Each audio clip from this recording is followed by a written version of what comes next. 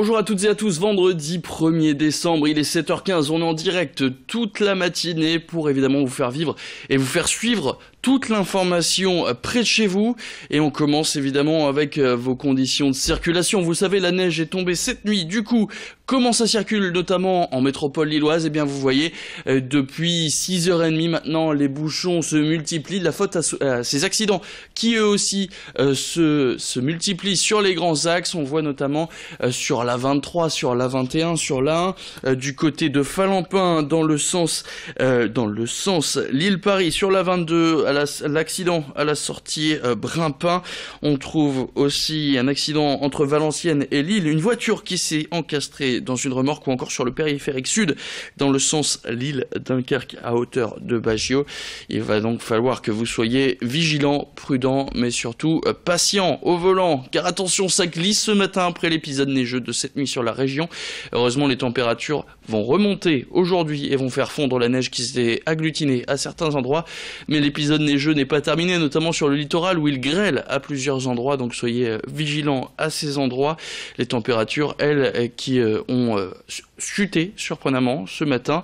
Alors cet après-midi, les températures, elles, vont pouvoir remonter. Il fera 6 degrés au Touquet, à Saint-Omer et à Lille, 7 degrés du côté de Boulogne-sur-Mer et 8 degrés à Calais et à Dunkerque. La neige donc tombée cette nuit, elle nous suivra tout au long de la matinée et on va parler de ceux qui ont surveillé le ciel de près, et on compte parmi eux le centre de vigilance de préfet de zone. Il va falloir évidemment une équipe composée de sapeurs-pompiers, de gendarmes et de policiers pour essayer de faciliter la vie des automobilistes ce vendredi matin. Cette équipe donc s'est préparée à affronter cet épisode neigeux et tous les jours, il collecte des informations routières, surtout en cas de chute de neige, comme c'était le cas en ce moment. Dans la zone nord, cette unité est dirigée par le chef d'état-major Philippe Bizet, et c'est notre journaliste Brieux Gorchy qui l'a rencontré pour nous.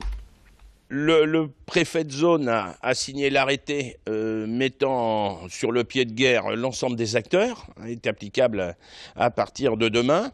Et puis il y a un ordre zonal opérationnel qui prévoit notamment la mise en œuvre d'un nouveau logiciel de gestion des poids lourds qui s'appelle Agora, et aussi bien évidemment le recueil des informations du terrain quotidiennement par la SANEF, de façon à augmenter l'écoute du terrain et de pouvoir anticiper sur une situation qui se dégraderait.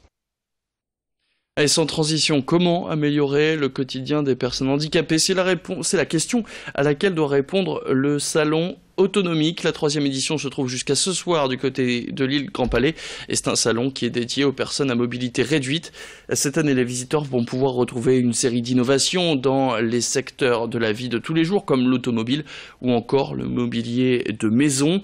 Des améliorations qui peuvent aussi s'adapter aux personnes âgées. Alors ici, on trouve aussi diverses associations et services d'aide à la personne qui proposent leurs services, comme par exemple des séjours pour partir en vacances adaptés. Céline Huret et Brieux Gorchy s'y sont rendus pour nous, et ils se sont intéressés de plus près à une marque de vêtements appelée Constant et Zoé, une marque dont les manteaux, les capes et autres pantalons sont pratiques et faciles à enfiler et répondent surtout aux besoins de personnes handicapées. Découverte. L'objectif, c'est de pallier les problèmes liés à l'habillage et au handicap. On est amené à s'habiller, se déshabiller au moins 8 fois par jour. Et nous, on a vraiment voulu mettre un point d'honneur sur cette activité qui devrait être banale. Le but, c'est d'arrêter que ce soit quelque chose de compliqué, d'éreintant. On est parfois sur des relations un peu complexes entre l'aidant et l'utilisateur, l'habillé, parce que le vêtement est compliqué à enfiler. Et le but, c'est vraiment de faciliter ces moments, que ça redevienne du plaisir, de repartager des moments shopping et de se dire, c'est pas parce qu'on a un handicap qu'on doit être privé de la mode, d'être beau, tout simplement. Allez, bonne nouvelle maintenant pour les porteurs de lunettes, pour tout le monde d'ailleurs, pour qu'ils soient myopes, presbytes ou astigmates, la mode est aux lunettes moins chères. Plusieurs chefs d'entreprise vont lancer leur marque de monture à des prix défiant toute concurrence. C'est le cas par exemple de Gonzague Petit. Il est nordiste et il a 29 ans et sa marque s'appelle Lance Glace. elle est made in France. Lui et ses deux associés ont réussi à lancer leur marque à petit prix en supprimant en fait les intermédiaires entre l'usine et le client. Les montures sont fabriquées dans le Jura, c'est dans ce département que tout est assemblé. Une fois la commande passée, le prix de la commande varie entre 69 et 99 € et la commande arrive une semaine après. Alors pour les aider, les start-upers ont lancé une plateforme de soutien sur kickstarter.com. Ils ont déjà reçu plus de 16 000 € d'aide. Le crowdfunding va encore rester en ligne pendant un mois et les participants vont pouvoir recevoir une paire de lunettes en récompense, donc avis aux amateurs. Céline Nuret a d'ailleurs rencontré le créateur de cette marque. On a décidé de lancer Lens Glasses parce qu'on s'est rendu compte que les marges pratiquées par les opticiens étaient très élevées, dues aux nombreux intermédiaires entre l'usine et l'opticien. Les mutuelles également proposaient en fait des remboursements très élevés, ce qui alimentait en fait les prix pratiqués par les opticiens par la suite. Donc on a décidé de supprimer tous les intermédiaires, de l'usine au client final. Ce qui nous a permis aujourd'hui de proposer des lunettes made in France, donc designées et fabriquées dans le Jura, pour un prix allant de 69 € à 99 € pour tout type de verre, que ce soit du solaire, de l'anti-lumière bleue ou à la vue. Et puis c'est un geste parfois malheureux, souvent dangereux, voire fatal. Aujourd'hui, les états généraux du syndrome du bébé secoué auront lieu au Nouveau Siècle à Lille. Une conférence ouverte au grand public est organisée par l'association Démo pour en parler.